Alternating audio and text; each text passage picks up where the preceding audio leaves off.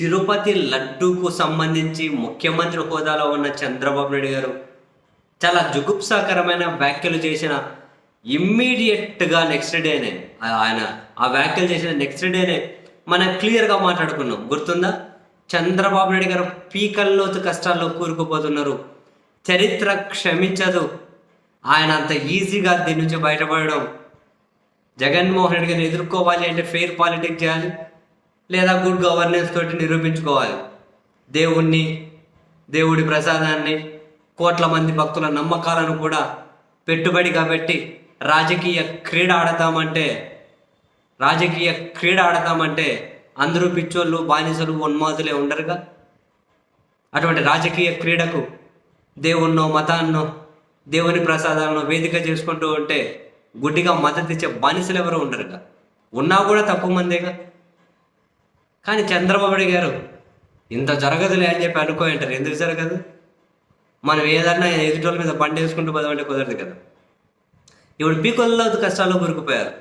జగన్మోహన్ గారు ప్రధానికి లేఖ రాశారు, నెక్స్ట్ సుప్రీంకోర్టు చీఫ్ జస్టిస్కి, దేశంలోని అన్ని ప్రధాన పార్టీలకు, అధ్యక్షులకు, ముఖ్యమైన వాళ్ళందరికీ రాశారు దీని మీద జ్యుడిషియల్ ఎంక్వైరీ జరగాలి అని.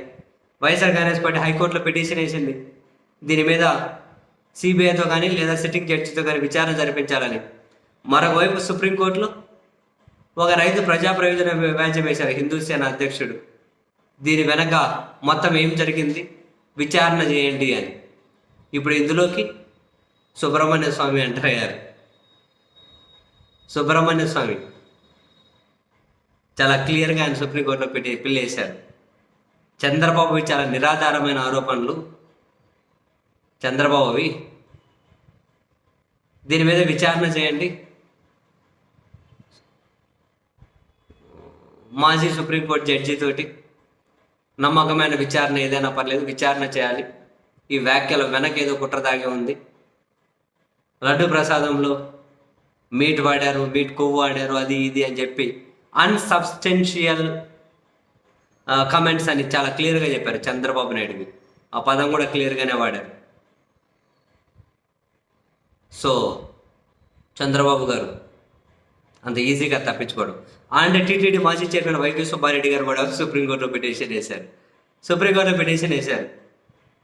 దీని మీద సుప్రీంకోర్టు మాజీ జడ్జితో విచారణ జరగాలని వైవి సుబ్బారెడ్డి గారు వేశారు, సుబ్రహ్మణ్య స్వామి వేశారు, ఇంకొకరు వేశారు, ఇక్కడ హైకోర్టులో పిటిషన్ వేశారు, జగన్ గారు ప్రధానికి లేఖ రాశారు, నెక్స్ట్ సుప్రీంకోర్టు సీజేకి రాస్తారు.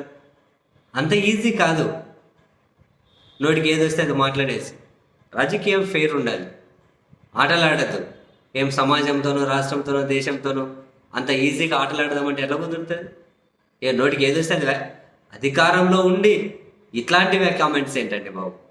ఎవడూ మద్దతు ఇవ్వకూడదు, కానీ ఎదవలు కొందరు మద్దతు ఇస్తారు. ఏం చేస్తాం? ఫస్ట్ సమాజం, తర్వాత ఎవరైనా పాలకుడు ఎవరైనా కానివ్వండి. అల్టిమేట్గా సమాజానికి మంచి చేసే విధంగా పాలించాలి ఎవరైనా కానివ్వండి. జగనా, చంద్రబాబా, ఎక్సా, వయ్యా, జెడ్డా, నువ్వా, నేను ఎవరైతే ఇవ్వండి, అందరి బాగు కోసం పాలించాలి. ఎవరి నమ్మకం వాళ్ళది, ఎవరి దారి వాళ్ళది. పోనీయండి, నమ్మకాలదేమో, ఎవరిష్టం వాళ్ళది. పూర్తి కష్టాల్లో ఉన్న వాళ్ళు ఎవరైనా దేవుని నమ్మేవాళ్ళు అనుకోండి,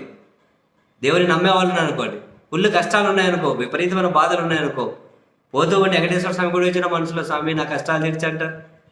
చర్చ్ వచ్చినా ప్రభు నా కష్టాలు తీర్చంటారు. మసీద్ వచ్చినా అలా నా కష్టాలు తీర్చంటారు. ఖచ్చితంగా అంటారు. అంత కష్టాల్లో ఉన్న మనిషి. ఎవరి నమ్మకం అనేది, ఎవరి ధైర్యం అనేది పోనీయండి. దాంతో రాజకీయం చేద్దామంటే కుదురుతుందా? చంద్రబాబు నాయుడు గారిని ఈ విషయంలో అసలు ఏ వ్యవస్థలు వదలొద్దు కూడా.